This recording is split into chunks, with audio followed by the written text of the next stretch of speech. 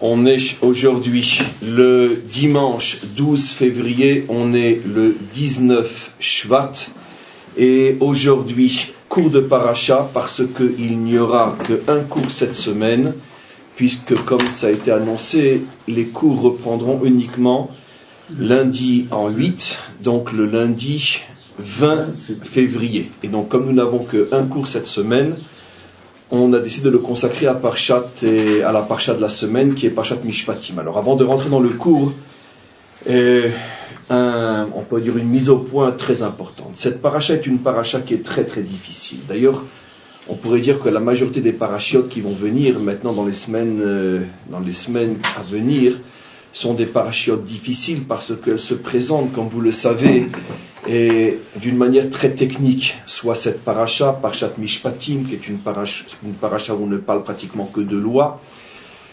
sociales, les lois qui régissent la relation entre l'homme et son prochain au sein d'une société. Après vont venir des parachiotes aussi techniques, les parachiotes qui parlent de la construction du tabernacle, qui fait allusion à la construction du temple. En tous les cas, pour revenir à notre paracha, c'est une paracha, comme je viens de le dire, un petit peu difficile parce que c'est une énoncée de loi. Et donc c'est très très différent de tous les thèmes et de tous les sujets qu'on a abordés jusqu'à présent, qui nous permettaient toujours de prendre une idée fondamentale et de la développer dans un domaine qu'on pourrait plus appeler la pensée juive plutôt que la loi juive. Et malgré tout, on va essayer dans le cours d'aujourd'hui, avec un petit peu de patience, on va prendre plusieurs textes de loi et on va essayer, Be'ezrat Hashem, de dégager une idée fondamentale qui est de la très très très très haute pensée juive. Mais avant d'arriver à ce dévoilement, il va falloir donc avoir la patience de suivre le texte un petit peu à la manière du Talmud, c'est-à-dire donc de présenter un avis, puis après de montrer des avis qui semblent être différents et de trouver le chemin entre les différences et de trouver le point fondamental d'unité qui nous permet d'arriver à l'âme de la loi, qui est donc l'esprit que l'on doit mettre en évidence. En tous les cas, avant de voir les textes que je vais prendre dans le Rambam, je donnerai les références dans Maïmonide, dans son grand texte de loi qu'on appelle le Mishneh Torah.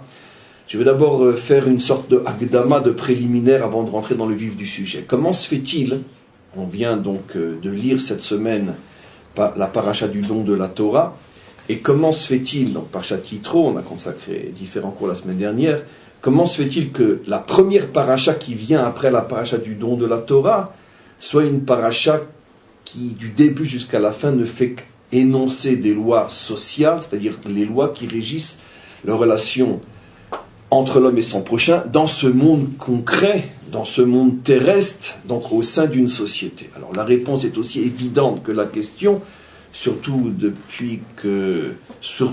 pour ceux qui suivent ces cours depuis des mois ou des années, parce que justement la Torah tout de suite nous met en présence de ce qui est, on pourrait dire, l'essentiel pour elle.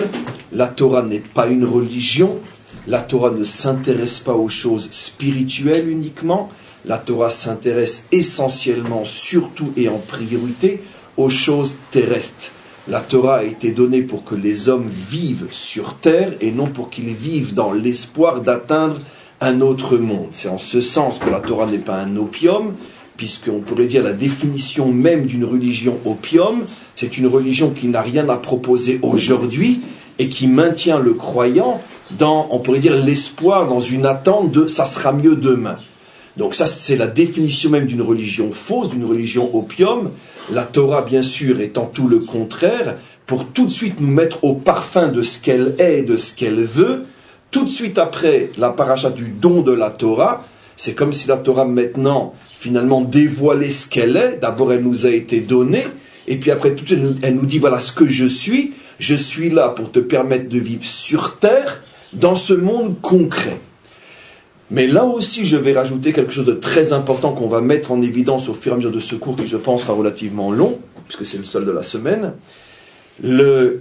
Aussi une idée très très très forte qui revient dans cette paracha et qui, j'espère, reviendra dans le cours que je vais donner. La Torah, justement, se refusant d'être une religion, ça veut dire de maintenir l'homme dans les illusions d'un monde meilleur. La Torah parlant le langage de ce monde, étant intéressée par ce monde, Donc automatiquement, la Torah part avec l'a priori, l'évidence qu'elle va, on pourrait dire, construire au fur et à mesure, l'évidence qu'il est absolument impossible de demander à l'homme la perfection. Comme je l'ai souvent expliqué, cette présentation, on pourrait dire, d'un monde parfait ou d'un homme parfait fait partie des constructions des religions mensongères qui finalement font miroiter à l'homme quelque chose qu'il n'atteindra jamais, et justement dans le but finalement de le droguer, de l'opiumiser et de l'empêcher de voir la réalité concrète. Mais la Torah, encore une fois, se refuse à cette vision-là. La Torah prend l'homme tel qu'il est. La Torah a la prétention d'améliorer l'homme, et bien évidemment améliore l'homme, mais la Torah ne prétend pas proposer à l'homme un modèle de perfection où on ne sait plus où se trouve la différence entre l'ange et l'homme, ou pire encore, entre Dieu et l'homme. La Torah prend l'homme avec ses imperfections et construit l'homme tel qu'il est en l'améliorant, en l'affinant. Ce qui veut dire que jamais la Torah va se permettre de présenter à l'homme une vision, on pourrait dire, absolue, qui est absolument impossible à trouver sur Terre. Et encore une fois, si le but était un autre monde, alors on pourrait effectivement bercer l'homme d'illusions, mais comme le but c'est ce monde, comme on l'a vu dans le Mahamar Batil et Gani, que le but est de faire descendre la Shrina dans ce monde et non faire passer ce monde dans une autre dimension qui n'existe que dans nos fantasmes, à partir du moment où c'est ce monde qui nous intéresse, ce monde, comme on le sait, comme on l'a expliqué dans différents cours, a été créé volontairement, je dis bien volontairement, par le maître du monde avec des imperfections, et le maître du monde, s'il a créé le monde avec des imperfections, n'a absolument pas l'intention de sortir le monde de ce qu'il est, vivre avec des imperfections, parce que c'est ça justement la grandeur de l'homme. L'homme est grand en ce sens qu'il arrive à vivre avec des imperfections et malgré tout se connecter au divin. C'est justement ça la grandeur de l'homme. C'est en ce sens qu'il est différent des anges. Les anges ont été créés, si j'ose dire, bien que c'est faux, mais par rapport à nous, les anges ont été créés parfaits, en ce sens qu'ils ne fautent pas.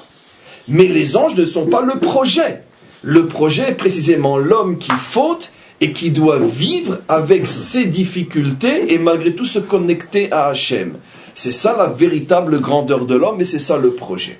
Alors on va rentrer maintenant dans un texte que j'ai choisi pour mettre en évidence une notion fondamentale. Encore une fois, on espère qu'on arrivera à le faire.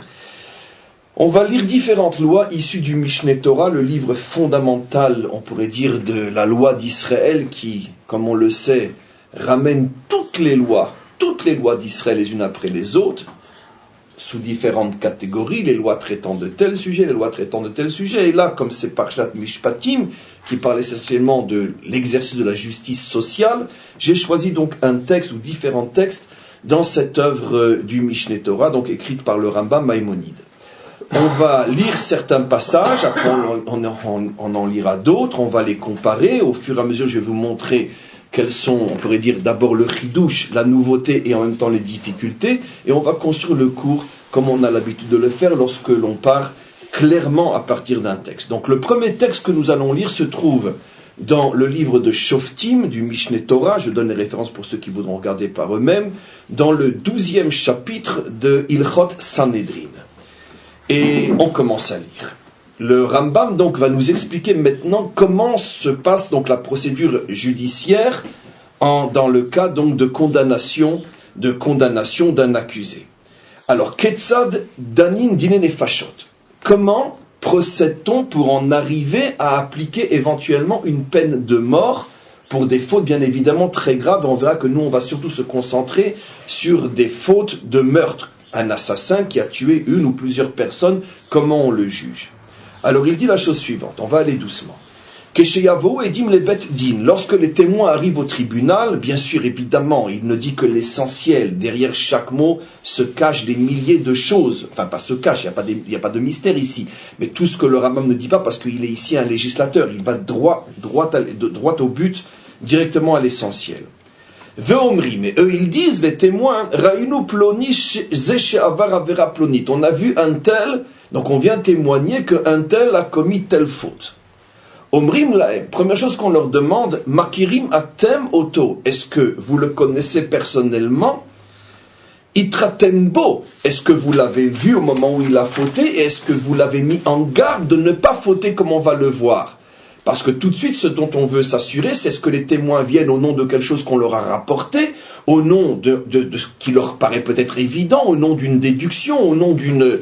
peu importe, ou bien véritablement vous vous trouviez sur les lieux du crime, vous avez vu véritablement la personne qui a fauté, et en plus, vous l'avez mis en garde de ne pas fauter. Alors, Im Omar, si les témoins disent, il s'agit de 2 témoins comme vous le savez, impossible d'entamer la moindre procédure judiciaire sans 2 témoins, s'ils disent oui absolument, s'ils disent non, effectivement, nous n'étions pas sur place, mais on nous a rapporté qu'eux, et ceux qui nous ont rapporté qu'eux sont pour nous des gens fiables, et c'est clair que eux ne peuvent pas venir, peu importe, mais on vient à leur place, tout de suite, à ce moment-là, arrêtez pas, on dit retournez chez vous. On ne veut même pas vous entendre.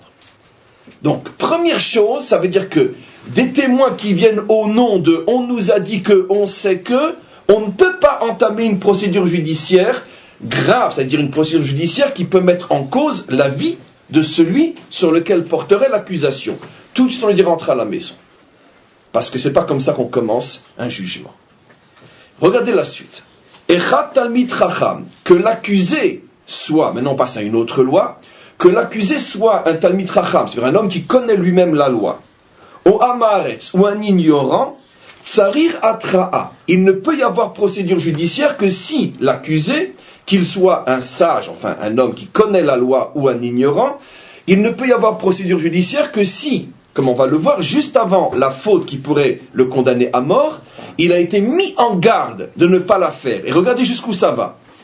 Chez l'omnitna atra el alafrin ben shoreg les mésides, parce que seulement et uniquement seulement s'il y a eu mise en garde, on peut avoir la certitude que la personne était véritablement en pleine connaissance de cause et qu'il pourrait être condamné à mort éventuellement. Et seulement dans ce cas-là, ça ne suffit donc pas de dire, suppose le Rambam, mais c'est évident qu'il était au courant, c'est évident qu'il connaît la loi, c'est évident qu'il était conscient et qu'il l'a fait volontairement, puisque lui-même enseigne la loi, lui-même est un grand dans la Torah. Non, on ne dit jamais ça. Pourquoi? Parce que peut-être qu'au moment où il a fauté, peut-être que tout d'un coup, je ne sais pas, quelque chose s'est emparé de lui, peut-être une colère excessive qui l'a aveuglé, peut-être tout d'un coup un oubli, va savoir. Donc on ne se fie pas sur la connaissance éventuelle de l'homme, on doit s'assurer qu'il était en pleine connaissance de cause, et ce n'est possible que s'il y a eu atra'a, que s'il y a eu mise en garde des témoins eux-mêmes. C'est-à-dire, Veketzav matrimbo, et comment qu'on le met en garde? Omrimlo, on lui dit, au moment où il s'apprête à fauter, on lui dit, proche, alta ase, chez Zuavera'i vechayavata alea, mitat beddin. On lui dit, arrête-toi, ne fais pas ça, parce que sache que ce que tu vas faire est une faute sur laquelle tu es passible de mort. Donc on le met en garde, on l'aide, on lui rappelle, on le met, on pourrait dire face à son acte, on le responsabilise. Ne dis pas que tu ne sais pas ce que tu es en train de faire, ne dis pas que tu ne connais pas la portée, la responsabilité de ce que tu es en train de faire. On le prévient clairement que non seulement la chose est défendue, mais en plus il est passible de mort. Regardez maintenant. Im shatak, s'il ne répond pas, o irkin berosho, ou bien il fait signe de tête dans le sens fichez-moi la paix. Patour, on ne peut pas entamer de procédure judiciaire. Écoutez bien. Ve'afilu amar, tenez-vous bien, parce que là on rentre dans le délire pur. Je ne sais pas s'il nous faudrait 4 ou 5 heures pour faire ce cours. Il faut prier pour qu'on y arrive en 1h30. Ve'afilu amar, et même s'il dit Yodeani, oui je sais que je suis en train de fauter, je sais que vous allez témoigner, je sais que je suis passible de mort, patour, même dans ce cas-là, on ne peut pas le condamner à mort. Ad, la seule condition pour qu'on puisse le condamner à mort, chez Atiratzmo Lemita, il faut que clairement il exprime avec sa bouche qu'il est prêt à mourir pour cette faute-là. C'est-à-dire, il faut qu'il réponde Almanat ken ani ose. Je sais que vous allez m'amener au tribunal, je sais que je risque ma vie, mais je haïs tellement cette personne que je suis prêt à mourir pour le tuer, je le sais et c'est dans ce but que je le fais. Ça veut dire, j'assume l'entière responsabilité de mon acte. Ce qui veut dire que si il tue devant 2 témoins et que les témoins ne lui ont pas parlé, c'est évident qu'on ne peut pas le condamner à mort. S'il tue devant 2 témoins et que les témoins lui ont parlé et qu'il fait un signe de tête pour dire « je sais, fichez-moi la paix », ou même s'il répond « Yodea Ani », je sais ce que vous dites, je le sais, ça ne suffit pas encore. Il faut qu'il manifeste clairement le fait d'être préparé à mourir en échange de ce qu'il fait. Donc, s'il dit uniquement, comprenez la nuance extrêmement subtile, s'il dit « je sais que je suis passible de mort », c'est pas encore suffisant. Il faut qu'il dise « je sais et je me suis préparé à ». Seulement dans ce cas-là, on peut le condamner à mort. On continue, on est loin d'avoir fini. Et regardez. Vetsarir, sheya'avor ve'ya'aseh techef le'atra. Autre condition, pour pouvoir être condamné à mort, malgré le fait qu'il a répondu « je le sais, je suis préparé à mourir », il faut qu'il lui-même tue, on pourrait dire dans la foulée de la mise en garde. Betor kededibour. Tor kededibour, c'est le temps qu'il faut pour dire « Shalom alecha Rabbi ». Que la paix soit sur toi, mon maître. C'est Shalom, comment ça fait de temps, Shalom alecha Rabbi? Que la paix soit sur toi, mon maître, 1 seconde et demie. Il faut qu'il tue lui-même Betor kededibour de la hatra qu'il vient de recevoir. Mais s'il s'est écoulé 3 ou 4 secondes, par exemple que la victime s'est cachée, qu'il a dû courir derrière et il s'est passé quelques secondes, malgré le fait qu'il a reçu la hatra et malgré le fait qu'il a répondu « je le sais et je me suis préparé à être condamné à mort », malgré tout, qu'est-ce que dit le Rambam? Ça ne marche pas, on ne peut pas le condamner à mort. Avalachar kededibour, mais s'il y a eu plus que le temps de kededibour, tsarir atra heret, il faut refaire une mise en garde, sinon il n'est pas condamnable. On s'arrête là pour l'instant. Je vous promets que ce texte n'a pas été écrit à Purim, je vous promets que ce texte est très sérieux, et je vous promets que c'est le Rambam qui l'a écrit. Et je vous promets qu'en vérité il n'a rien inventé, parce qu'il n'a fait que traduire mot à mot ce que le Talmud dit. On reprend le texte. Je suis conscient, comme vous, qu'on est dans du délire absolu. C'est fou, c'est impossible, c'est incompréhensible, c'est du n'importe quoi.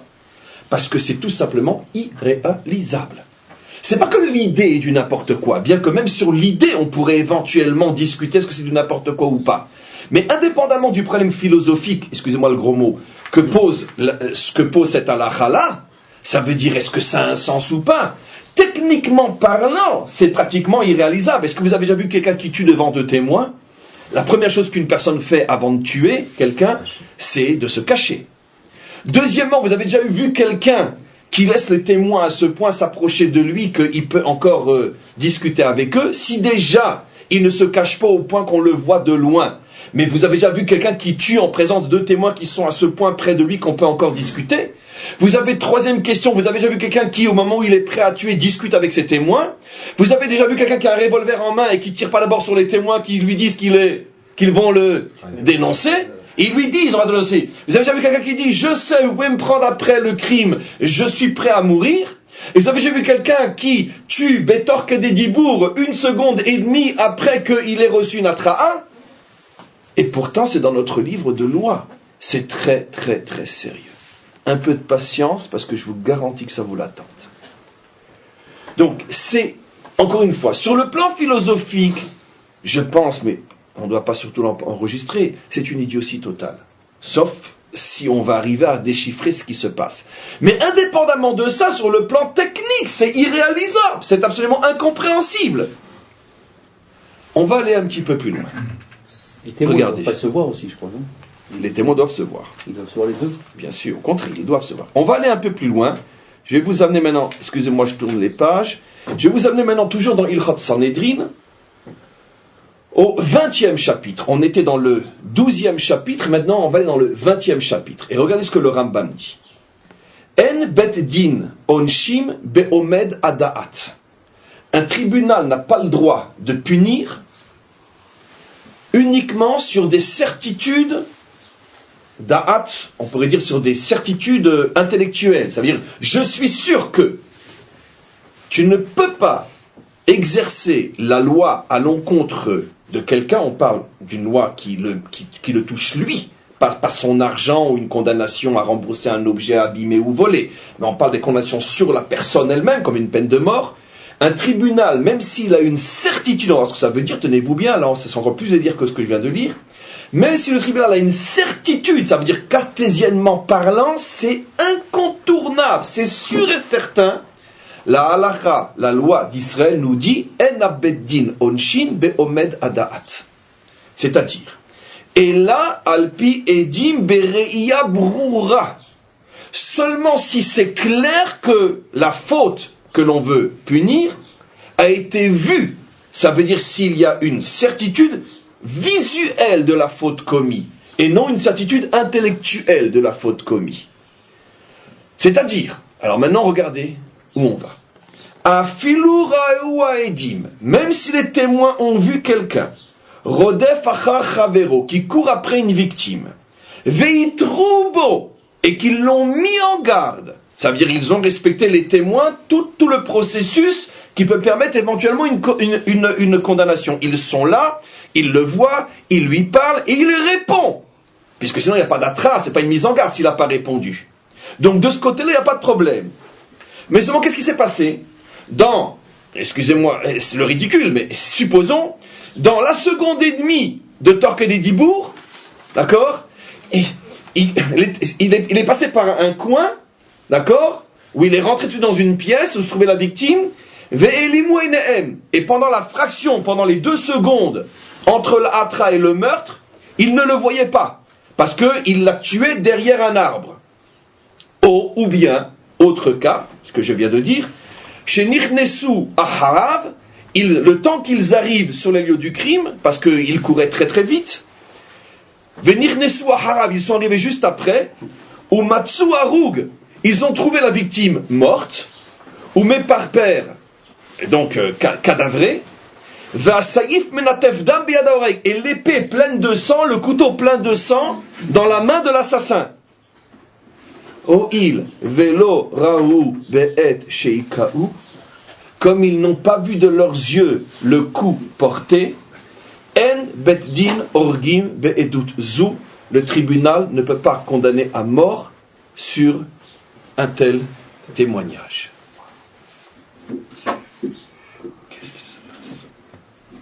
Ça veut dire que là, c'est encore beaucoup plus fort.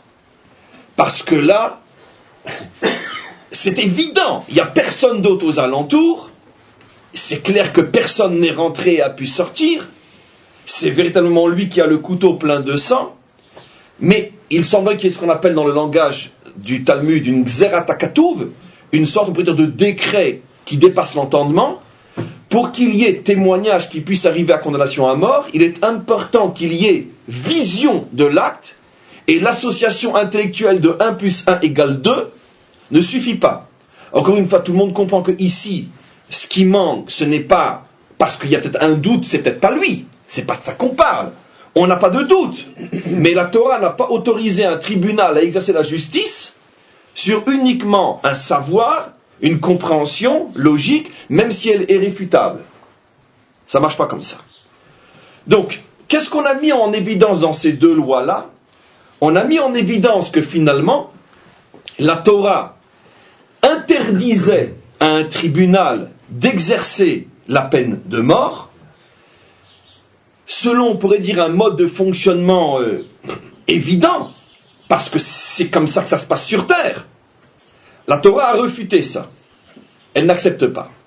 Ce qui veut dire qu'apparemment, ces 2 lois-là semblent contredire, à part le fait qu'elles ne sont pas logiques, mais semblent contredire ce que j'ai dit au début de ce cours, comme préliminaire, que la Torah descend dans ce monde, que la Torah parle le langage de ce monde, que la Torah vit avec le monde tel qu'il est, parce que si la Torah vit avec le monde tel qu'il est, comment peut-on concevoir que la Torah prévoit des lois qui parlent d'un monde qui n'existe pas ? Parce qu'encore une fois, jamais un assassin tue dans les conditions qui permettraient de le condamner à mort. Donc pour quel monde la Torah parle ? On continue un petit peu. Maintenant, on est dans le chapitre 14, toujours de Ilchot Sanhedrin. Et regardez ce que dit le Rambam. Et on aura terminé cette première partie du cours. Après, on va maintenant voir tout le contraire dans quelques minutes. Tzrichim beddin leitiyashev beddin nefashot. Un beddin doit prendre des précautions extrêmes avant de condamner à mort. Ou les amtin velo yaitsu, et de prendre tout son temps et de ne jamais se précipiter. Vechol beddin she'argu nefesh besheva shanim, et un tribunal qui se permettrait de condamner à mort plus qu'une fois tous les 7 ans, are elu chavlanim, est considéré comme un tribunal de destructeurs, mot à mot. Ça veut dire que ce n'est pas des constructeurs, c'est des destructeurs, ces gens-là. Un tribunal, le même, on parle, qui condamnerait à mort plus qu'une fois tous les 7 ans, c'est fort l'accusation, est considéré comme un tribunal chablanim. Mais Chabel, c'est quoi? C'est un terroriste.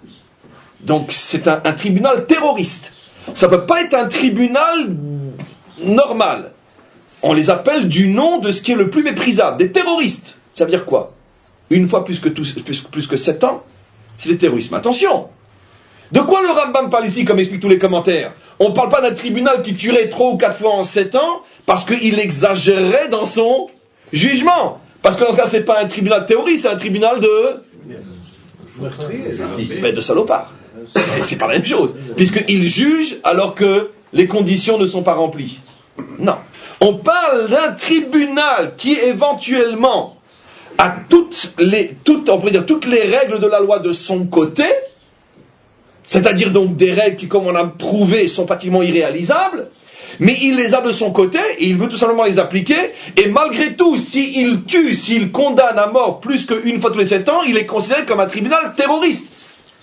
On ne parle bien sûr pas, c'est une évidence, d'un tribunal qui tuerait 2 ou 3 fois en 7 ans, sans respecter les lois de la Torah, parce que dans ce cas, encore une fois, c'est pas un tribunal terroriste, c'est un tribunal de tout ce que vous voulez. C'est pas un tribunal du tout, puisqu'il a enfreint la Torah pour juger. Donc le Rambam ici est possèque que même un tribunal qui arriverait, ce qui est pratiquement impossible, à 2 ou 3 fois en 7 ans à réunir toutes les conditions pour condamner à mort et qu'il le ferait, est considéré comme un tribunal terroriste. On continue. Est-ce qu'il dit? En danin dine nefashot ela bifne abayit. Dernière condition extrêmement importante, qui là, vous allez voir, n'est pas une condition sur le terrain, mais une condition, on pourrait dire, une condition dans le contexte. Indépendamment de tout ce que j'ai dit le Rambam, un tribunal ne peut condamner à mort qu'à l'époque où le temple est construit. Et c'est pas fini.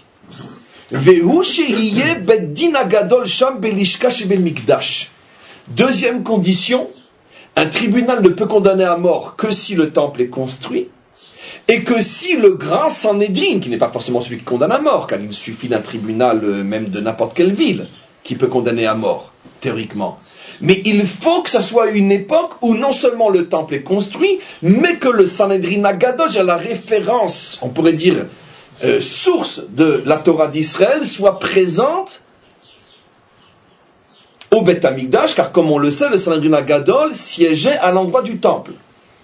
Et c'est la raison pour laquelle le Rambam dit Arba'im Shana. Et c'est ce qui nous permet de comprendre ce qu'affirme le Talmud, que 40 ans déjà avant la destruction du deuxième temple, il n'y avait plus de condamnation à mort dans notre peuple. Pourquoi? Comme le Talmud l'affirme, parce que le Sanhédrin avait quitté cet endroit-là. Et donc, comme le Sanhédrin ne s'y trouvait plus, même si le temple était là, on ne pouvait plus condamner à mort. Ce qui veut dire que le Rambam termine cet exposé, enfin, dans le cadre de notre cours, bien sûr, en disant que, finalement, l'exercice de la justice par un tribunal dans n'importe quelle ville d'Israël, indépendamment de toutes les difficultés qui font que c'est pratiquement irréalisable, indépendamment de toutes les difficultés techniques que nous impose la loi, il y a aussi quelque chose qui, on pourrait dire, qui est la référence fondamentale. Un tribunal ne peut exercer la justice, la vraie, c'est-à-dire jusqu'à la condamnation, qu'à condition que la référence fondamentale de la Torah soit présente.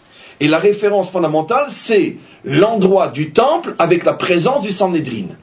Et s'il manque l'une de ces deux choses, supposons que le Sanhédrin se trouve sur l'Arabaïte, mais que le temple est détruit, ce qui est pratiquement impossible, mais surtout le contraire qui est possible, le temple soit présent, mais on n'est pas le Sanhédrin, Dans ce cas-là, aucun tribunal ne peut condamner à mort. Donc, si on arrêtait le cours ici, et qu'on devait essayer d'arriver à une conclusion qui est pratiquement impossible, qu'est-ce que signifie le fait que finalement la Torah conçoit que l'homme puisse juger, la Torah conçoit aussi que l'homme puisse même condamner à mort celui qui fauterait, mais d'un autre côté, la Torah elle-même pose de telles conditions que finalement ça devient quelque chose de purement théorique. Donc est-ce que la Torah s'amuse ici entre finalement l'énoncé de loi qui reste dans le ciel? C'est très difficile à conclure cette chose-là. Pourquoi? Parce que, encore une fois, c'est contraire à l'esprit de la Torah qui, au contraire, descend dans ce monde et demande à l'homme de vivre la réalité concrète telle qu'elle est sans planer dans les nuages. Donc, on laisse ce texte-là et maintenant on va en voir un autre, ou une série d'autres, très difficiles. D'abord parce que maintenant nous allons voir que notre propre loi semble contredire tout ce qui vient d'être dit.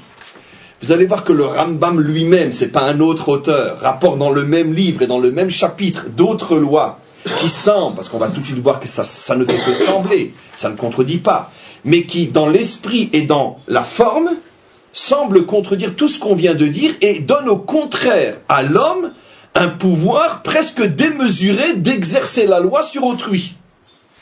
Et regardez maintenant ce qui va se passer. Évidemment, je juste une parenthèse. Il n'y a que la Torah d'Israël qui se met à nu de cette manière-là. Parce que vous pensez bien que tous les autres, avec leurs feuilles de vigne, personne ne voit qu'ils sont tout nus. D'accord. Mais c'est l'authenticité de la Torah qui n'a pas peur de dire la vérité. Regardez maintenant ce qui se passe. Une autre loi. Alors, là on est dans le chapitre 24 de Hilchot Sanhedrin.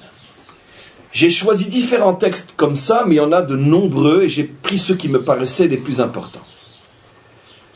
Le Rambam dit, Yesh le bet din le alkot mi she'eno chayav malkot, ou le harog mi she'eno mechuyav mita. Sache qu'un tribunal a le droit de sévir. Je traduis comme j'ai envie de traduire selon le sens. Sache qu'un tribunal a le droit de sévir à l'encontre de quelqu'un qui ne mériterait pas à ce moment-là une telle punition, et a même le droit d'aller jusqu'à tuer quelqu'un qui, d'après les lois strictes de la Torah, ne mérite pas d'être tué. Parce qu'il n'y a pas eu de mise en garde, ou parce qu'il n'a pas été vu par deux témoins, ou parce que les témoins sont rentrés et il avait le couteau plein de sang, mais ils n'ont pas vu le couteau rentrer dans le corps. Malgré tout, le tribunal a le droit d'exercer la justice jusqu'à priver, enlever la vie à quelqu'un. Pourquoi? Velo la avor al divrei Torah, mais pas dans le but d'aller à l'encontre de la Torah, puisque la Torah interdit dans ce cas-là de tuer ou de sévir, puisque le Rambam dit qu'on parle d'un cas où on n'est pas dans les conditions énoncées par la Torah. Alors pourquoi ils le font? Et là, la asot siyag la Torah. Mais le but est de faire une barrière dans la muraille qui protège la Torah. Traduction d'après le sens. C'est-à-dire, Vechevan sheroim bet din. Par exemple, si le tribunal voit chez Partsua Am Bedavar qu'il y a quelque chose que la nation, que la société, que le peuple commence à bafouer complètement. Mais seulement, qu'est-ce qui se passe, comme on va le voir de manière un peu plus claire dans d'autres cas?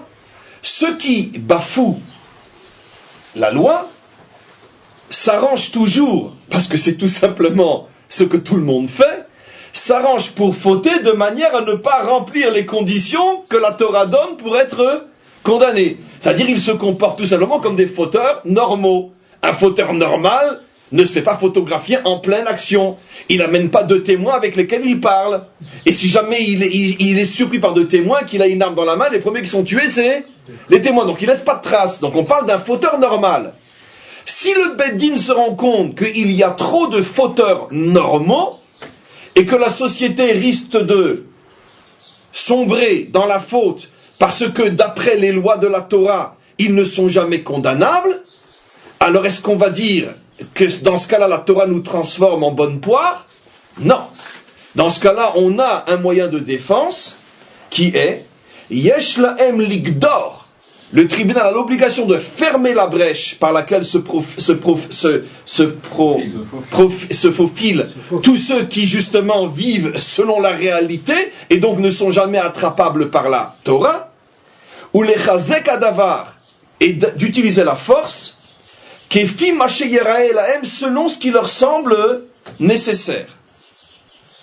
Et regardez, mais seulement, akol oraat sha'a.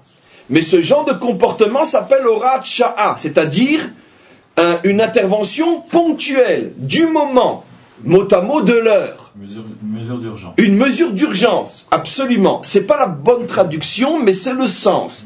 Mais pourquoi j'insiste sur la traduction? Parce que la traduction est porteur de son secret. Oraat sha'a, ça veut dire une instruction du moment. Alors, tu as 100% raison dans la traduction, mais une mesure d'exception. Voilà. C'est mieux encore. Loshigva lachaledorot. Dit le Rambam, il est interdit au tribunal de prétendre qu'ils sont en train d'exercer la loi d'Israël. Alachaledorot, c'est-à-dire que la loi leur demande ce comportement-là. Si le tribunal fait savoir qu'il ne s'agit que d'une mesure d'exception ponctuelle et que ce n'est pas halakha ledorot, c'est-à-dire comme disent le commentaire, ce n'est pas une instruction de la Torah de Moshe, mais c'est quelque chose que l'on est obligé de faire parce que sinon, dans quelque temps, il n'y aura plus de Torah de Moshe. Pourquoi? Parce que si tu laisses, comprends, au nom d'un exemple, idiot bien sûr, au nom de la liberté d'expression, tu laisses parler et arriver au pouvoir ceux qui fermeront après toutes les bouches. Au nom de la démocratie, tu laisses arriver au pouvoir ceux qui installeront une dictature, le fascisme. C'est comme ça qu'Hitler est arrivé au pouvoir, d'une manière démocratique. Si au nom de la démocratie, tu laisses ceux qui veulent en profiter et qui peuvent et qui savent comment en profiter, accéder au pouvoir pour après anéantir l'échelle qui leur a permis d'arriver là où ils sont, dans ce cas-là, la Torah réagit avec violence, d'accord? La tolérance ne sera pas notre tombe. La démocratie ne sera pas le cimetière des Occidentaux. Ça ne marche pas comme ça chez nous. Il y a une tolérance inimaginable, mais si je vois qu'on en profite pour mettre en danger la loi, alors il n'y a plus de loi dans ce cas-là. Mais on va expliquer un peu plus profondément. Mais rien que si on arrêtait le cours ici, on a déjà tous compris à quoi fait allusion notre Torah. Toujours ce savoir-faire subtil entre la sagesse et l'idiotie. Parce que, généralement, les sages sont toujours des idiots. Pourquoi? Parce que la sagesse déconnecte l'homme de la réalité. Elle le fait vivre dans un monde purement idéaliste. Et automatiquement, les méchants en profitent pour s'emparer du monde. La Torah nous rend sages, mais fait tout pour nous empêcher de se déconnecter de la réalité. Donc si tu vois que sous prétexte que la Torah, dans son enseignement et dans sa vision de la justice, a mis la barre tellement haut que tout le monde en profite, alors tu laisses tomber la barre ou tu la prends et tu tapes sur les têtes. C'est ce qu'on voit ici apparemment. On va voir que c'est beaucoup plus profond que ça. Donc, on commence donc à voir que finalement, tout ce qu'on nous a limité d'un côté, on nous délimite de l'autre. Bien que j'ai commencé à expliquer pourquoi, mais on est loin encore d'avoir véritablement trouvé la véritable explication. Je vais passer maintenant dans un autre livre. On est dans le livre, pour ceux qui sont intéressés à retrouver les références, Nezikim, Ilchot Rotsear Veshmirat HaNefesh, comme ça n'intéresse que ceux qui connaissent, donc je n'ai pas besoin de traduire. Et je vais maintenant arriver au Pérec, au 2e chapitre, dans un autre livre. Regardez ce que dit le Rambam. Il dit, Kol elu aratzchanim, sache que tous les assassins, ou kayotse ba'em, ou tout ce genre de fauteurs qui profitent de la loi pour aller contre la loi, she'ena mechuyavim mitat beddin, qui s'arrangent toujours pour être dans des conditions où ils ne peuvent pas être véritablement condamnés. Imratsa melech Israël le orgam. Si le pouvoir, je traduis après le sens moderne, si l'État décide malgré tout de les tuer, ça veut dire que d'après la loi de l'État, on suppose ici un État qui fonctionne d'après la Torah, donc comme à l'époque du roi David ou des dizaines ou des centaines d'autres époques, l'État sait qu'au niveau de la loi de la nation, la loi officielle qui est la loi de Moshe, nous n'avons pas les moyens d'aller contre ces gens-là. L'État a le droit on pourrait dire, de décréter ses propres lois. C'est un chidouche absolument incroyable, vous allez voir.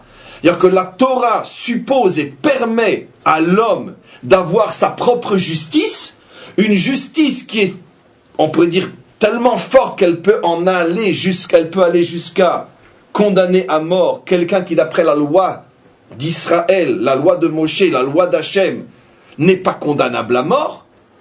Donc ça veut dire que la Torah ne va pas à l'encontre de ce qu'on pourrait appeler la justice humaine, la justice qui est ici en Israël ou qui est dans tous les pays, on pourrait dire occidentaux ou démocratiques. La Torah conçoit que le pouvoir a le droit de se doter de sa propre loi pour défendre la société, quand la Torah elle-même devient caduque.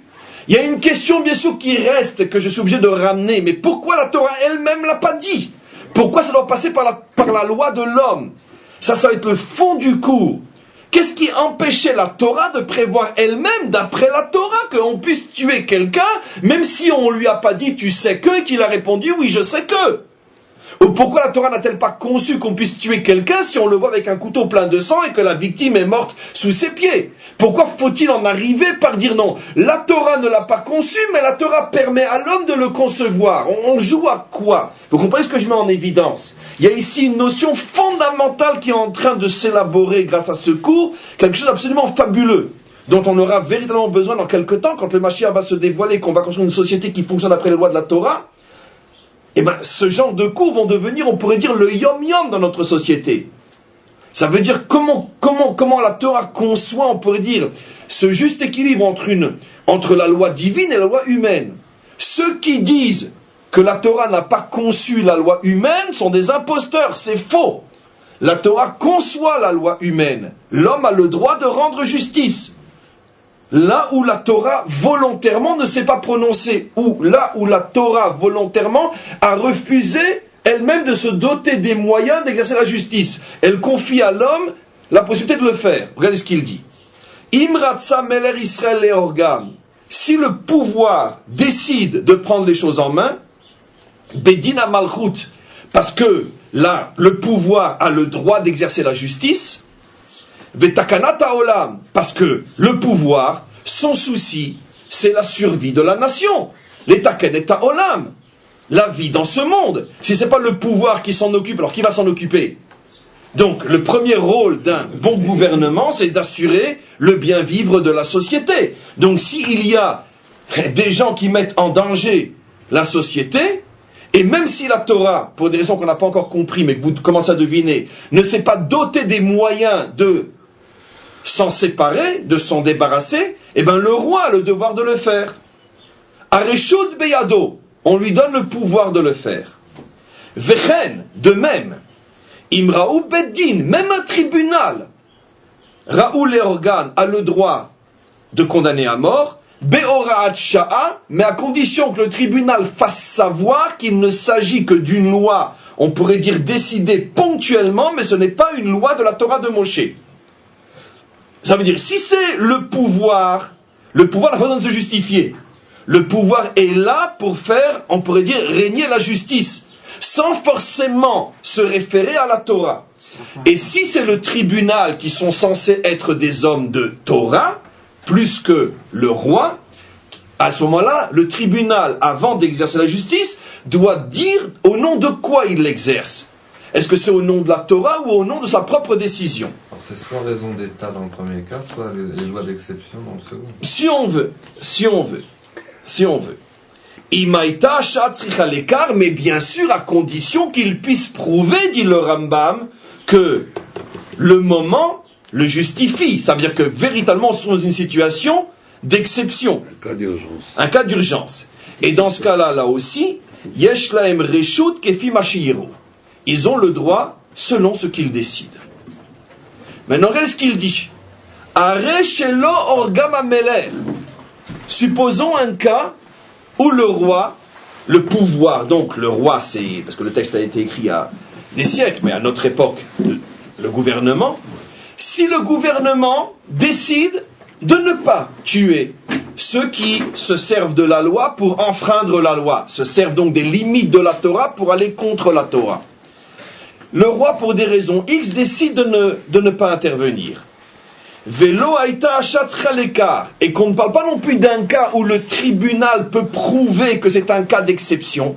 On peut imaginer un cas qui est à la limite, où le mal qui est fait n'est pas suffisant pour que le gouvernement lui-même décide de taper fort.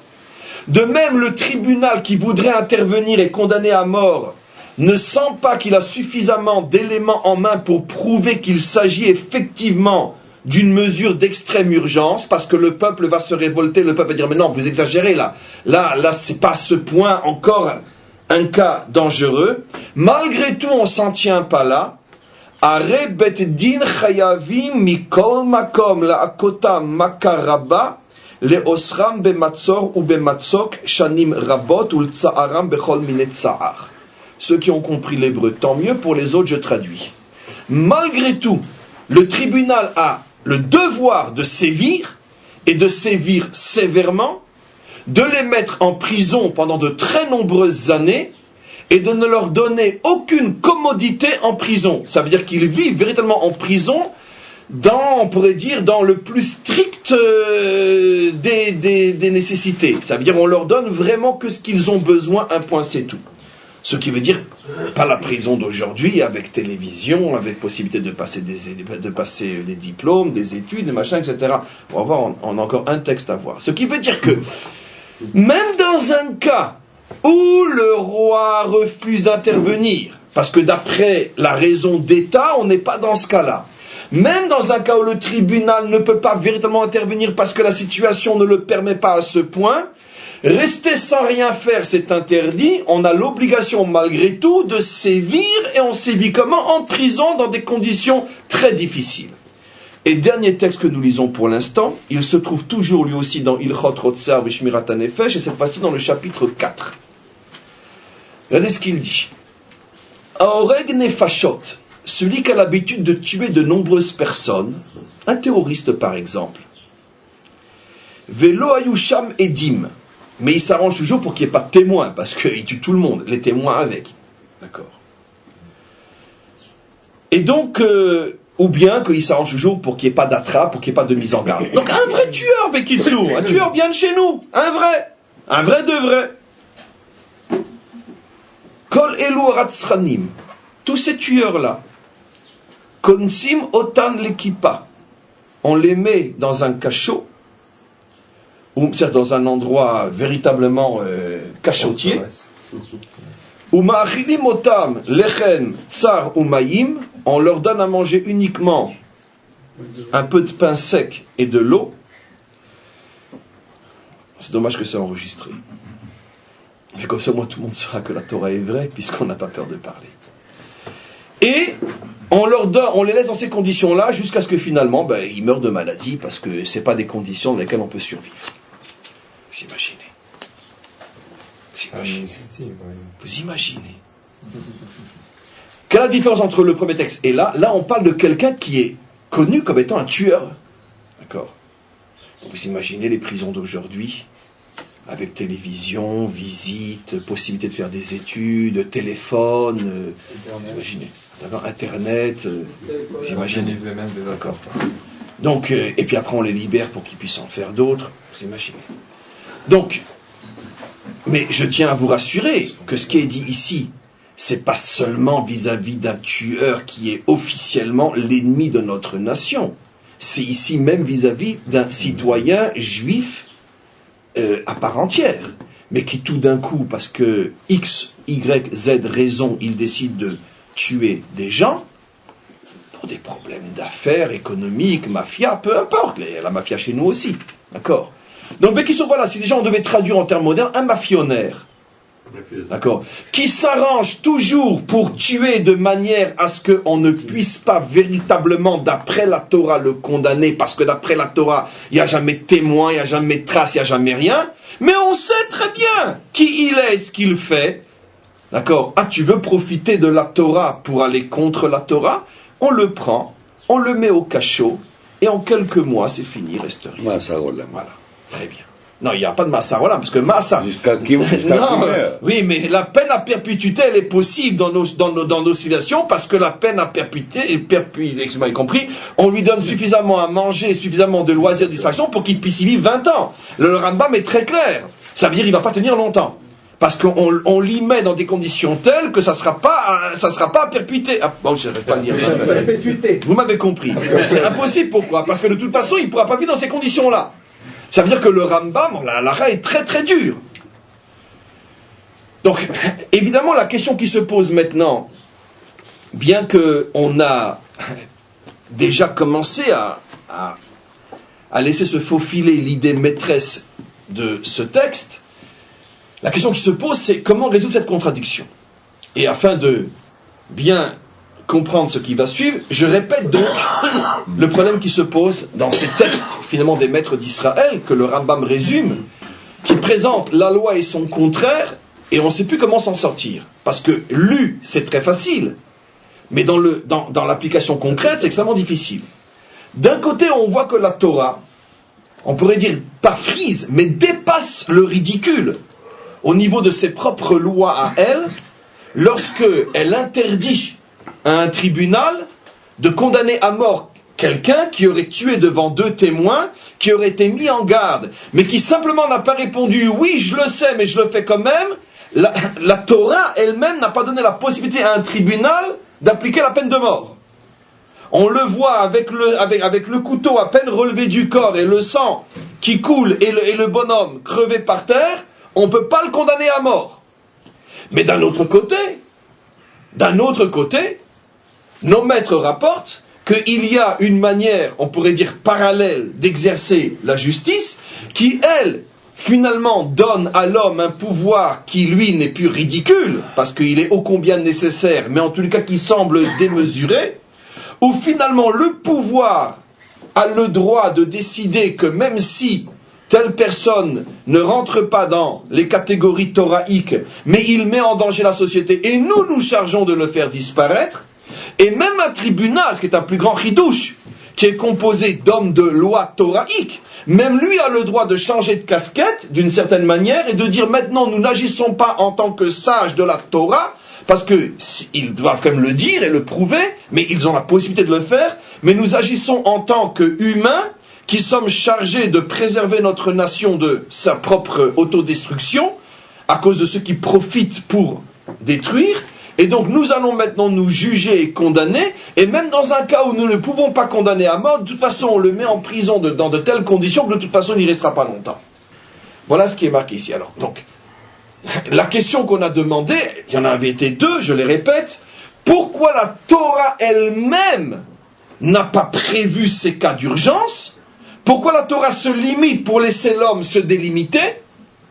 Ça, c'est la première question. Et deuxième question, qui on pourrait dire du ressort de la première, c'est mais c'est très dangereux le pouvoir qu'on a donné à l'homme, parce que dans ce cas-là, je veux dire, on sait où ça mène ce genre de choses. On peut très bien avoir, comme on le sait, des États qui sont restés jusqu'à aujourd'hui. La Syrie est sous le régime de mesures d'exception jusqu'à aujourd'hui, depuis Assad le père. Ça n'a pas été levé, hein, je me trompe pas. Ça fait donc 30 ou 40 ans que l'État syrien vit avec, on pourrait dire, des règles d'exception. Et un dictateur peut très bien pendant 100 ans décider qu'on est en règle d'exception, et alors où on va? Et aussi au niveau des juges. Ce sont des hommes de Torah, on leur donne la possibilité, quand c'est nécessaire, de ne plus appliquer la Torah. Où va-t-on?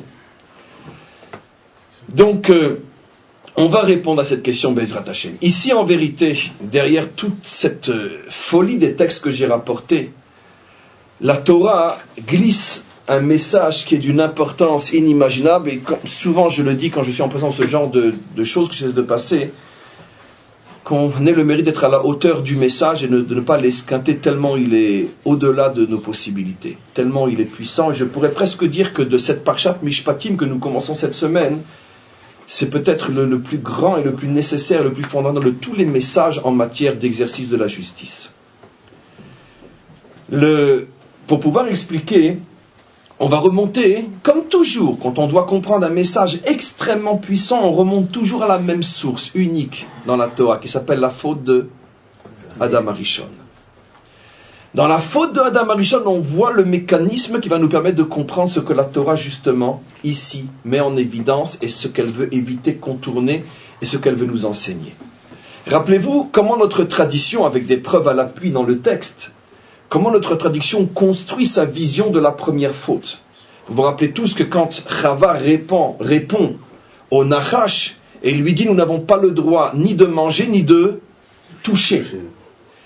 Et tout le monde remarque que jamais il a été dit nulle part qu'il était interdit de toucher. L'interdiction était de manger, pas de toucher. Et donc pourquoi rajoute-t-elle « Il est interdit de toucher » Nos maîtres disent, parce que ça correspond aussi à l'ordre des versets, que quand l'ordonnance de ne pas manger a été donnée, Chava n'avait pas encore été créée, donc ce n'est que Adam qui a reçu cette interdiction. Une fois que Chava a été créée, on ne voit nulle part que Hachem s'est adressé à elle pour lui reformuler l'interdiction. Donc d'où elle sait que c'est interdit? Par déduction, parce que son mari le lui a dit. Et quand Adam lui a transmis l'interdiction, il a rajouté: il nous est absolument interdit de manger et de toucher, car si on touche, on va mourir. Et finalement, elle était persuadée de bonne foi que l'interdiction portait et sur le fait de manger et sur le fait de toucher. Le Nachash s'est servi de son ignorance et il l'a poussée sur l'arbre. Ce sont des métaphores, n'imaginez pas l'histoire Alice au pays des merveilles. Donc il l'a poussée sur l'arbre et quand elle n'est pas morte en le touchant, il lui a répondu: tu vois, ton mari t'a menti, de la même manière que tu n'es pas morte en touchant, tu ne mourras pas en mangeant. Ce sont que des codes, bien sûr, qui cachent ce qu'on doit comprendre.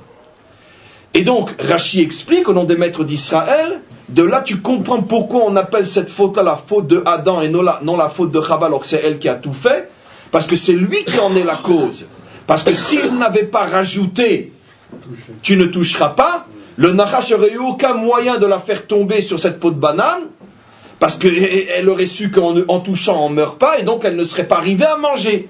Donc c'est en rajoutant qu'il a préparé le terrain finalement à la faute. Et donc de là, Rashi conclut: ne rajoute rien de peur de voir tout retranché. Ça c'est ce que dit Rashi. Bien sûr, tous les commentaires posent une question évidente que vous connaissez, mais je ne comprends pas. Mais la Torah elle-même, enfin notre Torah, notre tradition est plein de rajouts. D'ailleurs, on vient de les lire, les rajouts, ce qu'on appelle le siyag à la Torah. Évidemment, le Shabbat, on ne touche pas un stylo de peur d'écrire. L'interdiction est d'écrire. L'interdiction n'est pas de toucher le stylo. Mais tout le monde sait qu'on a tellement le réflexe, un stylo dans la main, d'écrire, qu'on te dit ne touche pas de peur de... Or, c'est une loi. Ne touche pas de peur d'écrire. Ne joue pas avec des allumettes de peur de faire un crachet d'allumé. C'est inévitable, parce que ce sont des réflexes qui ne dépendent même pas de la volonté et de la décision. Ce sont des réflexes. Donc tout ce qui me met en danger d'eux est interdit. Alors quelle faute il a fait, Adam? Adam a tout simplement appliqué un mécanisme qui est celui de notre loi. On rajoute de peur d'eux. La réponse est encore plus simple que la question. La réponse c'est que Adam a osé dire à Chava que le rajout était une ordonnance divine. S'il lui avait dit, tu sais, l'interdiction divine, c'est uniquement manger, mais nous, comme on est des humains, et qu'on se connaît, on sait à quel point on est faible, et à quel point on réagit avec des mécanismes incontrôlables, tout fruit dans la main est presque un fruit mangé. Donc tu sais quoi, éloignons-nous de peur d'eux. S'il lui avait dit ça clairement, il aurait agi intelligemment et le Nachash n'aurait pas pu la faire tomber parce que en la poussant contre l'arbre et en ne mourant pas, elle aurait compris qu'on ne meurt pas en touchant, c'est uniquement une barrière.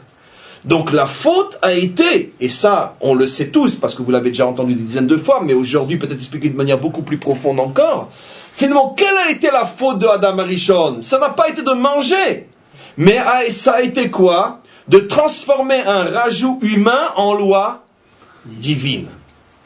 En disant que ce que l'homme, on pourrait dire, rajoute, parce que, au contraire, par sagesse, parce que le rajout en soi est une sage décision. Mais lorsque, on pourrait dire, la compréhension l'intelligence, la sagesse, la décision humaine est transformée en loi divine, alors là est tout le danger. Là est tout le problème. C'est humain, dis-le. C'est divin, dis-le. Mais ne dis pas que l'humain est divin. Ce qui veut dire que dès, on pourrait dire, les premiers instants de l'histoire de Adam, la Torah met en évidence que la faute naît dans cette folie de l'homme de confondre entre lui et Dieu. Ça veut dire de prendre sa propre sagesse pour une sagesse divine. Ta sagesse, aussi sage soit-elle, puisqu'elle est nécessaire, n'est pas la sagesse divine. Ne dis pas c'est Dieu qui a dit ne pas toucher. Dis c'est l'homme qui a décidé de ne pas toucher. Qu'est-ce que je veux expliquer par là? Ramener à notre histoire, la Torah ici met en évidence d'une manière encore beaucoup plus forte ce que j'explique, mais là ça se traduit vraiment au niveau de la loi, au niveau de la justice, au niveau de l'accomplissement même de la justice sur terre. On avait une question, mais comment se fait-il que la Torah, donc ce qu'on pourrait appeler la justice divine, appelons-la par son nom, limite tellement l'homme dans l'exercice de la loi, au point pratiquement de lui rendre impossible l'exercice de la loi. Ça veut dire que, remarquez encore une fois, les premiers textes qu'on a lus mettent en évidence que si je veux appliquer la justice divine, c'est pratiquement impossible. Parce que pour appliquer la justice divine, il faut un assassin qui, 1 seconde et demie avant de tuer sous mes yeux, prenne la peine de me répondre, je le sais, je le fais quand même. Ce qui veut dire encore une fois que c'est absolument impossible. Pourquoi la justice divine se limite-t-elle, ou plutôt limite-t-elle à ce point l'homme dans l'exercice de la justice divine? Parce que rien n'est plus dangereux, rien n'est plus insupportable, monstrueux, criminel, dégueulasse, tout ce que vous voulez, qu'un homme qui rend la justice au nom de Dieu. C'est la pire des choses qui puissent exister. Vous savez pourquoi? Parce que tous ceux qui rendent la justice au nom de Dieu sont des malachim. Des malachim. Dans mon langage à moi, j'appelle ça des salopards. Bien sûr. Bien sûr, des malachim chavala, des anges destructeurs. Et rien n'est plus dangereux qu'un homme qui se sent investi du pouvoir d'accomplir la justice divine. Mais ce sont des fous furieux, ces mecs-là. Des malades mentaux. Hachem, l'Inquisition et toutes les cochonneries de l'histoire. Maintenant, sortez les mouchoirs blancs et pleurez, parce que c'est trop beau, c'est trop fort. Justement parce que la Torah connaît l'homme et sait à quel point l'homme est un monstre qui se sert de Dieu pour se comporter comme un monstre, la Torah nous dit la chose suivante, à nous les juges potentiels. En mon nom, tu ne pourras presque jamais exercer la justice. En mon nom, tu ne pourras pas l'exercer. Parce que pour que tu puisses l'exercer en mon nom, pour dire Dieu a décidé que tu mérites la mort, avant que l'on puisse tuer quelqu'un au nom de Dieu, il s'en passera des siècles et des millénaires, et on n'y arrivera jamais. Je répète ce que je dis, c'est trop beau, c'est trop fort. Si on est venu sur terre, si on est juif, rien que pour être les enfants d'une Torah pareille, daïez-nous.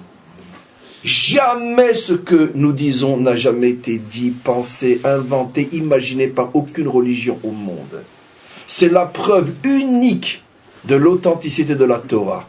Un Dieu qui ne donne pas le pouvoir à ses représentants de le représenter, c'est une Torah vraie. Parce que ça veut dire que justement, j'avais commencé mon cours en disant, mais la Torah descend dans la réalité, alors pourquoi elle conçoit des cas impossibles à trouver? Parce que justement, elle descend dans une autre réalité qui est l'homme. Et elle sait que rien n'est plus dégueulasse qu'un homme qui exerce la justice au nom de Dieu. Parce que quand on lui donne cette arme-là, mais il devient fanatique, extrémiste, intolérant. Ça ne va pas forcément jusqu'au point de tuer l'autre. Mais tous les fanatiques et les intolérants et les extrémistes sont le pur produit de « au nom de Dieu ». Mais ça fait des millénaires qu'au nom de Dieu, on sert le diable. Évidemment. Chez nous, ça n'existe pas. Le maître du monde dit, ne mets pas mon nom dans tes cochonneries. Tu veux tuer, fais-le en ton nom, pas en mon nom. Et là aussi, on va voir dans quelles conditions. Ça, c'est déjà fort. Donc maintenant, tout ce qui nous paraissait ridicule devient mais le summum de la sagesse. La Torah dit à chaque chacham juif, chaque sage juif qui représente la Torah, et donc qui, par définition, puisque c'est son job, aura tendance à se prendre pour le représentant d'eux. Elle lui dit, toi mon petit coco, je te tiens en laisse. D'accord? Tu bouges pas. Tu pourras jamais tuer en mon nom. Tu pourras jamais exercer la justice en mon nom. Pourquoi? Parce que je me méfie trop des hommes qui se servent de Dieu pour imposer la terreur. Parce que c'est ce que fait tout le monde. Vous savez, même entre nous, sans rentrer dans les détails, quand on veut justifier un comportement de l'un, on dit, ah mais c'est la halakha, c'est la halakha. C'est ta halakha. T'es sûr que c'est la halakha? C'est ta halakha. C'est ton Dieu, c'est pas le mien. Mais c'est la faute de tous les religieux. J'ai souvent dit, et c'est pas enregistré, donc je peux vous le dire à vous, en contre 4 yeux, quels sont les êtres les plus dangereux sur Terre? Les religieux. Pourquoi? Parce que comme ils sont investis d'un pouvoir énorme, ils se sentent les représentants de l'absolu. Rien n'est plus dangereux que ces gens-là. Notre Torah, notre magnifique Torah, notre belle Torah, nous dit la chose suivante, et c'est un enseignement pour chacun d'entre nous. Avant de dire, c'est la Torah qui le dit, c'est la Torah qui le dit, réfléchis bien 10 fois si c'est toi qui le fais dire à la Torah ou c'est la Torah qui le dit. Et dans 100% des cas, on s'apercevra que c'est toujours ce que je fais dire à la Torah. Et c'est rarement la Torah qui dit. Parce qu'avant que la Torah dit, il faut que ça soit un cas tellement exceptionnel. Il est possible théoriquement, mais c'est tellement exceptionnel, c'est pratiquement introuvable que quand on le trouve, alors là tout le monde est d'accord que c'est le bon Dieu qui parle. Parce que si on en arrive déjà à un point comme ça, alors voilà. Donc on commence à comprendre des choses extraordinaires. Quelle était la faute de Adam Arishon? Ça a été ça. Qu'est-ce que ça veut dire? Dieu a interdit de toucher? Mais ça veut dire quoi? Tu me mêles à tes décisions à toi? Moi, j'ai pas de problème. Toucher mes enfants, toucher. Tu veux ne pas toucher parce que tu as la sagesse de comprendre qu'effectivement c'est dangereux de toucher de peur d'eux, mais c'est ta sagesse à toi, c'est pas la mienne. Moi, ma sagesse à moi est de dire que manger, ça tue. J'ai pas dit que toucher, ça tue. On voit, d'après cette lecture fabuleuse des maîtres d'Israël, que finalement la première faute de Adam Arishon, ça a été quoi? De l'extrémisme religieux. C'est ça la première faute d'Adam Arishon. De confondre l'homme avec Dieu. Il a été le premier fanatique religieux de l'histoire. C'est ça la racine de la faute. Donc finalement, on est dans la miel depuis 6000 ans à cause de quoi? À cause de la religion. Mais bien sûr, jusqu'à aujourd'hui. Mais à cause de quelle religion? De la mauvaise religion. De la religion fanatique qui fait que l'homme se croit investi de plein pouvoir parce que c'est au nom de Dieu. Gott mit uns était sur le ceinturon des têtes de mort nazis. Gott mit uns. Qu'est-ce qu'on ne fait pas au nom de Dieu? Partout. On n'a jamais tué autant d'hommes et massacré autant de femmes et d'enfants au nom de Dieu plus qu'au nom de n'importe quoi d'autre. La Torah veut nous préserver de cette cochonnerie-là. Elle dit au Dayan, vous me représentez que dans les strictes conditions que je vous permets. C'est-à-dire jamais. Quand vous punirez, jamais en mon nom.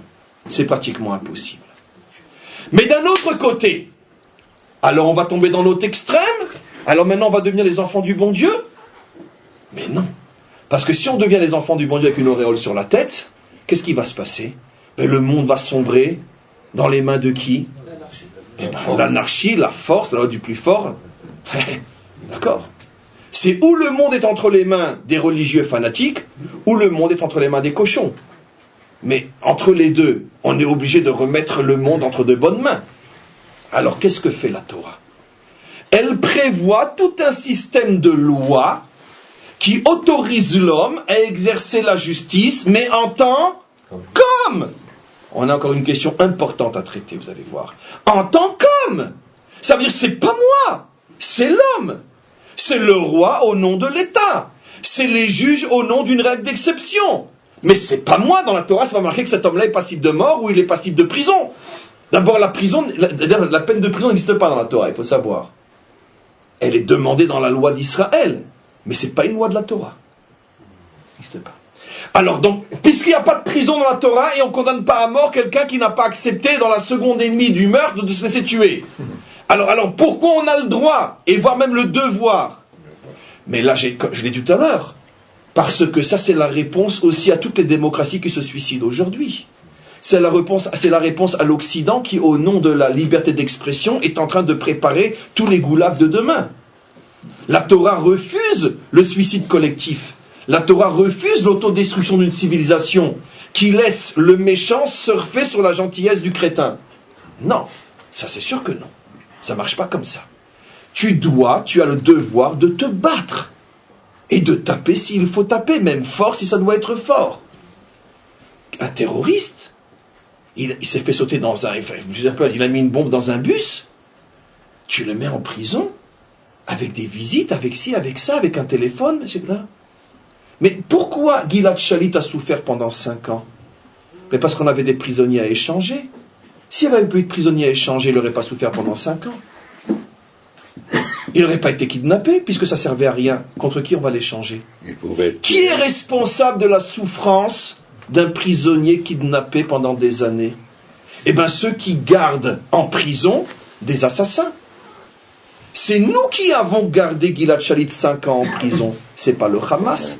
Parce que s'il n'y avait pas eu d'assassins en prison, s'il n'y avait pas eu 1027 assassins en prison, eh bien, ils auraient su que ça ne sert à rien de le kidnapper, parce que de toute façon, il n'y a rien à échanger. Tout simplement. Donc ça, la Torah refuse. La Torah refuse qu'au nom de la tolérance, tu mettes une société en danger. Donc, on donne à l'homme, pas seulement le droit, mais le devoir de défendre la société.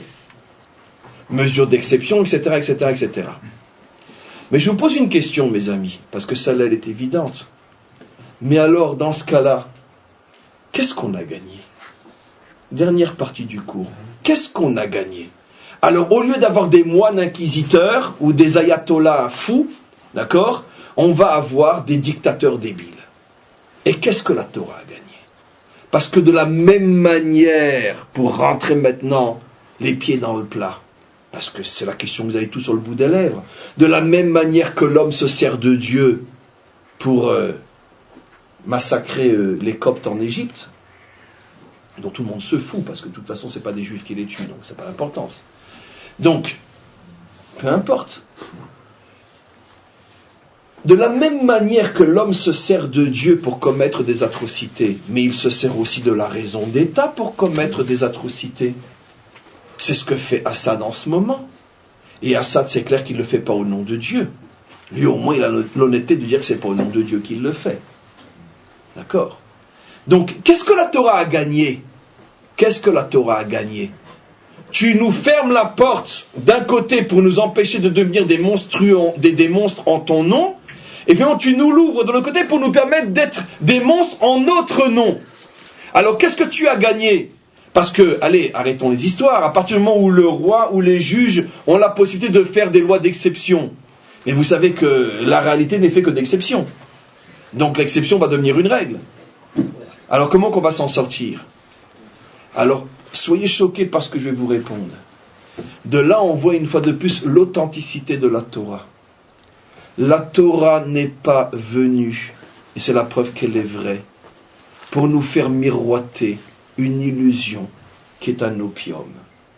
La Torah est venue pour aider l'homme autant que peut se faire dans la réalité du monde dans lequel il vit. Et parfois, la Torah est obligée de choisir entre deux mots, c'est-à-dire entre deux chemins qui sont tous les deux risqués, très risqués, mais la Torah, comme elle veut que l'histoire avance, est obligée parfois de nous faire passer par le chemin de droite ou de gauche, bien que lui aussi est très dangereux, parce qu'elle sait qu'en fin de compte, malgré tous les dangers, c'est par ce chemin que l'humanité passera et survivra, alors que l'autre, il amène à un précipice où tout le monde va tomber. Mes amis, mes frères, la Torah sait bien évidemment ce que nous disons. qu'au nom de la raison d'État, on peut se comporter comme un cochon et faire des atrocités. Mais la Torah nous dit la chose suivante. Entre les deux chemins, le plus dangereux des deux, c'est quand c'est au nom de Dieu. Oui. Bien sûr.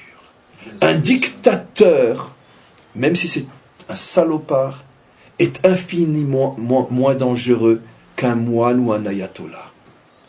Parce que, au moins, sachant qu'il ne vient pas au nom de Dieu, il ne se sent pas investi de cet absolu qui fait que la monstruosité n'a plus de limite. Bien sûr. Et c'est pour ça que les dictateurs finissent tous par tomber et que celui dont on parle aujourd'hui, dans quelques semaines, on espère que ce sera fini, et il ne restera rien derrière lui parce qu'il n'y a pas d'idéologie derrière. Par contre, quand c'est une monstruosité au nom d'une religion, même si le dictateur tombe, la religion, elle ne tombe pas. Et tout de suite, avant même qu'il tombe, il est déjà remplacé par 10 autres. Et la monstruosité tombe. La monstruosité ne disparaît pas, elle reste. C'est comme si la Torah, dans son réalisme incroyable, et c'est la preuve qu'elle est vraie, parce qu'elle n'a pas peur de dire la vérité, met en garde le monde de la manière suivante. Je ne peux pas préserver le monde, nous dit Hachem, de la folie de l'homme. Parce que c'est le risque que j'ai pris en le créant. Et c'est en le créant de cette manière-là que j'ai décidé d'aller avec lui jusqu'au bout. Et je sais que j'arriverai jusqu'au bout. Mais moi, je viens pour vous donner des panneaux indicateurs. Je viens pour vous expliquer, dans cette folie et cette monstruosité, quels sont les chemins de survie, j'ai pas dit de vie, et quels sont les chemins de mort certaine. Méfiez-vous de la religion. C'est-à-dire, méfiez-vous de ceux qui font du mal aux autres en mon nom. Ceux-là sont les plus dangereux de tous. Ceux-là amènent le monde à la mort certaine. Ah, et l'autre chemin, maître du monde, ou alors on agit en notre nom?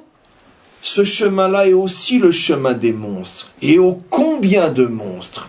Mais ce chemin-là n'empêchera pas le monde de s'en sortir. Arrivera un temps où finalement le monde arrivera à faire disparaître tous les dictateurs de ce genre-là. Mais les dictateurs religieux, ceux-là, ils sont pratiquement indestructibles. Si ce n'est pas une grosse bombe atomique, ils repoussent comme des petits. Pourquoi? Parce qu'ils viennent au nom de l'absolu. Alors maintenant, évidemment, la Torah, pour l'instant, ne peut pas gérer le monde entier, mais au moins gérer notre peuple. Eh bien, on peut dire effectivement, et on peut se permettre de le dire, des millénaires après, que le seul et unique peuple, on a eu bien sûr des dérapés à droite, à gauche, mais bien sûr, sinon on ne serait pas humain et donc on serait forcément un mensonge. Mais le seul et unique peuple sur terre qui a échappé à ce qu'ont raté toutes les autres civilisations et religions, le fanatisme religieux, c'est nous, jusqu'à aujourd'hui. On n'a pas eu d'inquisition, on n'a pas eu de cave de torture, on n'a pas d'ayatollah. On a des débiles mentaux chez nous aussi, comme à Beth Shemesh ou ailleurs, peu importe, mais on n'a pas d'ayatollah, on n'a pas de moine, on n'a pas d'inquisiteur, on n'a jamais eu tout ça. Plus encore, chez nous, d'accord, dans nos prisons, c'est là que les terroristes passent les meilleures années de leur vie, comme ils le disent tous eux-mêmes en sortant. Ils ont pu faire des études, un diplôme, machin, etc. Ils sont nourris, logés, tout ce qu'on veut. Et ils vivent dans de meilleures conditions que très souvent là où ils sont à Gaza ou ailleurs. Pas parce que les conditions sont mauvaises là-bas, parce qu'on ne laisse pas avoir de bonnes conditions de vie pour les obliger et les pousser à nouveau à être des terroristes. On sabote leur vie pour les pousser nouveau à se retrouver. Malheureusement pour nous dans nos prisons, parce que malheureusement ça met la vie de nos soldats en danger à cause de l'échange dont j'ai parlé. Mais quoi qu'il en soit, peu importe. Le seul peuple au monde, la plus vieille de toutes les religions, qui n'a pas eu une seule inquisition dans son histoire, c'est la nôtre. Pourquoi? C'est grâce à un livre pareil. C'est grâce à cette sagesse infinie de la Torah. Maintenant, à notre niveau, qu'est-ce que ça veut dire dans la vie de tous les jours? Ça veut dire dans la vie de tous les jours qu'on doit toujours faire très attention lorsqu'on se construit et surtout dans notre rapport à autrui. Surtout pour des gens comme nous qui sommes religieux, croyants, pratiquants, etc. de toujours faire attention dans nos rapports humains, dans notre jugement qu'on porte à autrui. Et que souvent on parle de jugements qui s'enracinent dans notre vision à nous de la Torah et du judaïsme. De faire toujours très attention. Est-ce que c'est vraiment le judaïsme qui parle comme ça, ou bien c'est toi, comment tu le comprends? Est-ce que tu te sers de lui pour couvrir tes défauts de colère, de refus d'autrui, etc., d'impatience, d'intolérance, ou bien c'est vraiment la Torah? Et tu t'apercevras, si tu fais cet effort énorme, tu t'apercevras que l'intolérance, le fanatisme et le refus de la différence sont des notions qui n'ont aucune place dans la Torah, comme on vient de le démontrer avec des cas pareils, donc à plus forte raison. Et c'est ce que le Rambam dit. Le Rambam dit, je veux juste le retrouver, j'espère que je vais le retrouver, non, je ne sais plus où c'est, peu importe, mais faites-moi confiance. Le Rambam dit que tout ce que j'ai expliqué, que les juges ou le roi ont le droit d'exercer une justice parallèle à celle de la Torah pour préserver la société, dit le Rambam, c'est uniquement face aux assassins, c'est-à-dire ceux qui mettent en péril la société. Mais face à de grands fauteurs, comme des idolâtres ou des choses comme ça, il nous est interdit d'utiliser des règles d'exception. C'est ou la Torah ou rien. Et là aussi, mais je m'en veux que j'ai perdu la... Même pour les assassins, il y avait un remiclat, non? Comment? Et ça c'est Shogeg, quand il tue... Ah voilà. Voilà. Ouais, Regardez. C'est une loi très importante. La 9e loi du 4e chapitre dans Rotsear Veshmirat HaNefesh. Il dit... Ve'enosim davarze, tout ce que j'ai expliqué comme quoi l'homme est autorisé d'exercer sa propre justice parallèle à celle de la Torah, c'est uniquement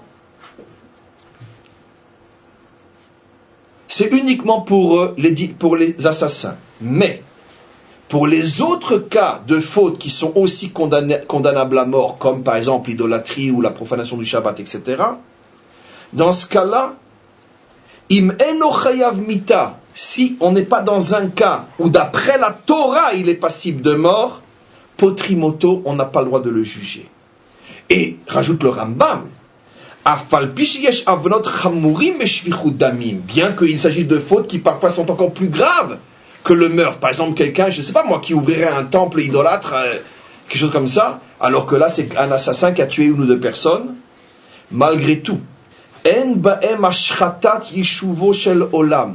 malgré tout, ces fautes très graves ne détruisent pas le monde autant que le meurtre, keshvichut damim.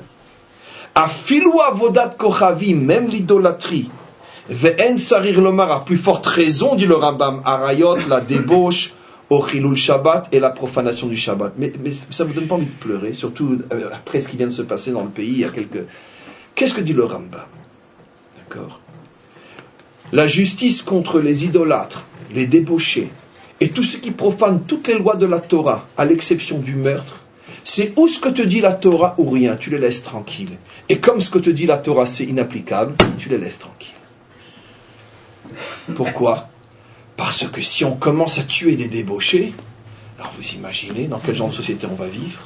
Si on commence à lapider une femme adultère, nous on ne peut jamais lapider une femme adultère. Vous savez pourquoi? Parce que vous connaissez une femme adultère qui va avec son amant devant deux témoins qui lui parlent au moment où elle est dans l'acte, parce que ce soit dans l'acte, ça veut dire impossible. Impossible. Impossible. Pas de condamnation d'adultère possible d'après les lois de la Torah, dit le Rambam. Pour condamner une femme adultère, il faut que ce soit les conditions de la Torah ou rien.